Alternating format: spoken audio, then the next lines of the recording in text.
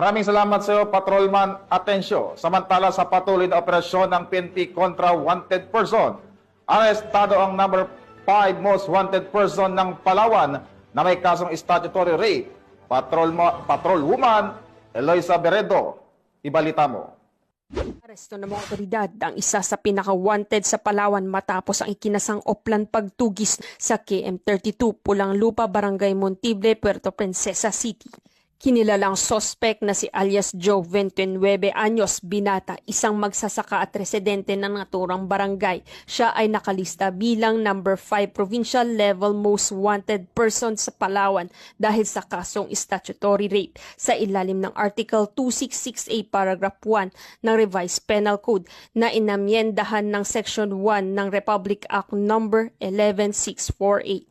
Nahuli si alias Joe ng tracker team ng Criminal Investigation and Detection Group Palawan Provincial Field Unit katuwang ang Puerto Princesa City Police Office at Police Station 3 sa bisa ng warrant of arrest na inilabas ni Honorable Jocelyn Sundiang Dilig, Presiding Judge ng Regional Trial Court Branch 47, 4th Judicial Region, Puerto Princesa City noong mismong araw din ng operasyon.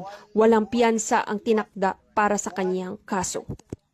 Naibabatid kay alias Joe ang kanyang karapatan at kasalukuyang nasa kustodiya ng Criminal Investigation and Detection Group Palawan Provincial Field Unit ang akusado para sa kaukulang dokumentasyon at tamang disposisyon.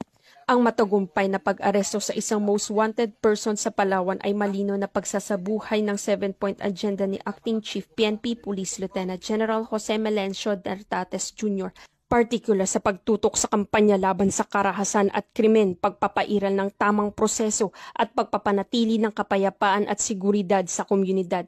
Patunay ito ng epektibong koordinasyon ng mga unit ng kapulisan sa pagbibigay hustisya at pagbabalik ng tiwala ng mamamayan sa kapulisan. Mula dito sa Palawan Police Provincial Office, ako ang inyong PNN Correspondent Patrolwoman Eloisa Joy Beredo, alagad ng batas, tagataguyod ng balitang pulis.